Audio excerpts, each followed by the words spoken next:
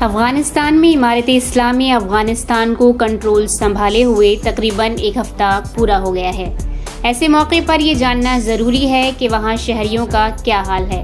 کیا وہ مطمئن ہیں، بے خوف ہیں یا معمول کے مطابق زندگی گزار رہے ہیں، یا پھر ان میں خوف ہے یا دہشت؟ طالبان پر بھروسہ کر پانا ان کے لیے مشکل ہو رہا ہے۔ بین الاقوامی میڈیا میں دونوں طرح کی خبریں آ رہی ہیں۔ زیادہ تر شہریوں میں سکون اور اطمینان ہے، لیکن ابھی بھی بہت سے شہری ایسے ہیں جن کے دلوں میں خوف اور دہشت ہے۔ ایک ایسی ہی خاتون کی سٹوری BBC اردو نے شائع کی ہے، جس میں بتایا گیا ہے کہ لڑکی کو امارت اسلامی افغانستان پر بھروسہ نہیں ہے۔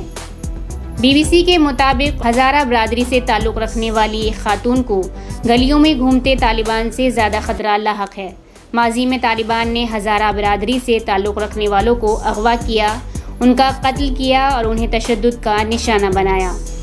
اس طالبہ نے بتایا کہ اپنے جن خوابوں کے بارے میں انہیں امید تھی کہ وہ ان کو ایک دن پورا کریں گی، چند ہی دنوں میں وہ سارے خواب مستقبل کے ڈراونے خواب میں تبدیل ہو گئے ہیں۔ میں اپنے جذبات لفظوں میں بیان نہیں کر سکتی ہوں۔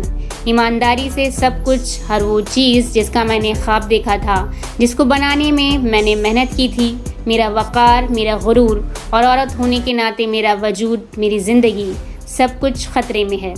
کسی کو کیا معلوم کہ طالبان کب ایسا کرنا شروع کر دے کہ وہ گھر گھر جا کر تلاشی کریں، لڑکیوں کو لے جائیں اور ممکن ہے کہ ان کا ریپ کریں۔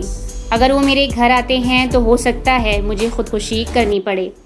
میں اپنے دوستوں سے اس بارے میں بات کرتی ہوں اور ہم سبھی منصوبہ بنا رہے ہیں کہ طالبان کے ہاتھوں اغوا ہونے سے موت بہتر ہے۔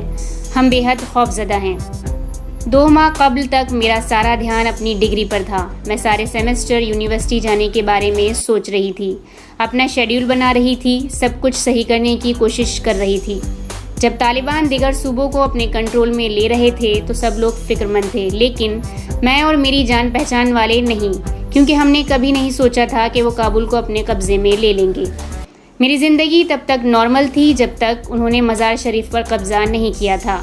اس دن مجھے احساس ہوا کہ میں تو گئی، میری زندگی ختم ہو گئی۔ اس کے بعد انہوں نے کابل پر بھی قبضہ کر لیا۔ شہر میں گولہ باری کی آواز سنائی دی اور تب ہمیں معلوم ہوا کہ طالبان ہمارے گھر کے بہت قریب ہیں۔ اس کے بعد حالات نارمل نہیں رہے۔ میرا پورا خاندان گھر کے اندر ہی رہا۔ دکانیں بند تھیں، روزمرہ کی ضروری اشیاء کی قیمتیں ہر گھنٹے بڑھ رہی تھیں اور کرنسی کی قدر بدلنے کی شرح میں تیزی سے اضافہ ہو رہا تھا۔ میں نے یونیورسٹی کے اپنے سارے کاغذات اور دستاویز جلا دیے۔ میں نے اپنے سارے سرٹیفکیٹ اور دستاویز بھی جلا دیے۔ میں نے یہ کام اپنی بالکنی میں کیا۔ میرے پاس بہت ساری کتابیں تھیں، بہت اچھی کتابیں جن کو میں پڑھ رہی تھی۔ میں نے ان سب کو چھپا دیا۔ میں نے اپنا social media account D activate یعنی عارضی طور پر بند کر دیا ہے۔ مجھے بتایا گیا تھا کہ سوشل میڈیا پر ہونا اور وہاں پوسٹ کرنا خطرے والا کام ہے۔ بظاہر طالبان لوگوں کے سوشل میڈیا اکاؤنٹ پر نظر رکھتے ہیں اور ان کے ذریعے انہیں پکڑتے ہیں۔ سب سے بڑا مسئلہ فیس بک تھا، کیونکہ میں وہاں کافی متحرک تھی۔ میری ایک پرانی پوسٹ ہے جس میں نے لکھا تھا کہ طالبان کچھ نہیں کر سکے، میں ان کا سامنا کروں گی، وہ میرا تعلیم حاصل کرنے کا حق مجھ سے نہیں چھین سکتے ہیں، وہ مجھے گھر میں قید نہیں کر سکتے ہیں۔ میں نے ان کو شدت پسند کہا تھا۔ یقیناً یہ ان کو ناراض کرنے والی پوسٹ تھی۔ ظاہر ہے انہوں نے محض چند دن کے اندر ملک پر اپنا قبضہ کیا۔ مجھے اس پیش رفت نے بہت پریشان کیا۔ میں خوف زدہ ہوں اور صدمے میں ہوں۔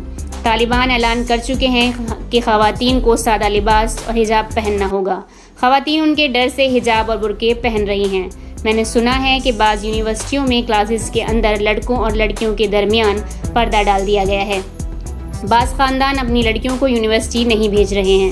اس کی وجہ یہ ہے کہ سب کو معلوم ہے کہ طالبان ابھی اپنا اصل چہرہ نہیں دکھا رہا ہے، لیکن بعد میں ضرور دکھائے گا، اور وہ چاہتے ہیں کہ جب وہ ایسا کریں تو انہیں کوئی پریشانی نہ ہو۔ میں نے 17 اگست یعنی منگل کو طالبان کی پہلی پریس کانفرنس دیکھی تھی، جس میں انہوں نے خواتین کے حقوق سے متعلق وعدہ کیا تھا۔ وہ جھوٹ بول رہے ہیں۔ میں منگل کے روز اپنے والد کے ساتھ ادویات خریدنے گئی تھی۔ اس دن سب کچھ بند تھا۔ مجھے پورا حجاب پہننا پڑا۔ حد ہے کہ خواتین برقع بھی پہن رہی ہیں اور ان میں 13 اور 14 برس کی لڑکیاں بھی شامل ہیں۔ پہلے جیسا کچھ بھی نہیں رہا۔ اب تو لگتا ہے کہ شہر ختم ہو گیا، شہر مر چکا ہے۔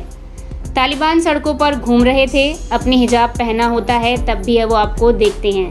ایسے جیسے آپ ایک نارمل انسان نہیں ہو، جیسے آپ کی زندگی ان کی ملکیت ہے، جیسے آپ کوڑا ہو جسے پھینک دینا چاہیے۔ جب میں تعلیم حاصل کر رہی تھی تب میں کتنے خواب دیکھ رہی تھی اپنی زندگی کے بارے میں اور اپنے اہداف کے بارے میں۔ چونکہ میرا تعلق ہزارہ برادری سے ہے تو اب مجھے لگتا ہے مجھے ملک چھوڑنا ہوگا۔ انہوں نے ماضی میں ہزارہ لڑکیوں کے اسکولوں پر حملے کیے جس میں ہزاروں ہلاکتیں ہوئیں، تو وہ یقیناً ہمیں بھی مار دیں گے۔ شاید وہ ہمارا ریپ کریں گے اور ہمیں مار دیں گے۔ ایک لڑکی اور ایک اقلیت ہونے کے ناطے میرے لیے اس ملک میں کوئی جگہ نہیں۔ میرا پورا خاندان خوفزدہ ہے۔ جس دن سے طالبان نے کابل پر قبضہ کیا اس دن سے ہم ملک چھوڑ کر جانے کی کوشش کر رہے ہیں، چاہے وہ قانونی طور پر ہو یا غیر قانونی۔ کسی بھی طرح ہم یہاں سے جانا چاہتے ہیں۔ ایئرپورٹ پر بہت رش ہے اور لوگوں کے لیے محفوظ مقامات نہیں۔ دوسرے ممالک ہمیں لینے سے انکار کر رہے ہیں، سب منع کر رہے ہیں، سب ایسے دیکھ رہے ہیں جیسے کچھ نہیں ہو رہا۔ میں بیرونی حکومتوں سے کہنا چاہتی ہوں کہ وہ افغانستان میں طالبان کی حکومت کو تسلیم نہ کریں۔ اگر انہوں نے ایسا کیا تو ظاہر ہے کہ ہم مر جائیں گے، یا شاید موت سے بھی بدتر ہو، کسی کو کیا معلوم۔ اس سے تباہ کن بات کیا ہو سکتی ہے کہ میں جس شہر کو اپنے دل و جان سے محبت کرتی ہوں اس پر طالبان نے قبضہ کر لیا ہے۔ میں یہاں جذباتی نہیں ہونا چاہتی، لیکن سب سے زیادہ تکلیف اس بات سے ہوتی ہے کہ دنیا بالکل خاموش ہے، ہر کوئی بس خاموش ہے۔ جن لوگوں کو پرواہ نہیں وہ ایسا احساس دلا رہے ہیں جیسے افغان انسان نہیں ہیں۔ یہ سوچ کر میرا دل ٹوٹ جاتا ہے۔ ایک کہاوت ہے کہ انسانیت سب کے لیے ہے، لیکن مجھے لگتا ہے اسے بدل کر یہ کر دینا چاہیے کہ انسانیت سب کے لیے، صرف افغانوں کو چھوڑ کر۔ میں نے کبھی نہیں سوچا تھا کہ ہم اس نہج پر پہنچ جائیں گے۔ یہ بے حد افسوس کی بات ہے کہ صرف چند دنوں میں ہر وہ چیز جس کا میں نے خواب دیکھا تھا، جس کو پورا کرنے کے بارے میں سوچا تھا، اور ہر وہ چیز جو مجھے لگتی تھی میری ہے، سب ختم ہو گئی۔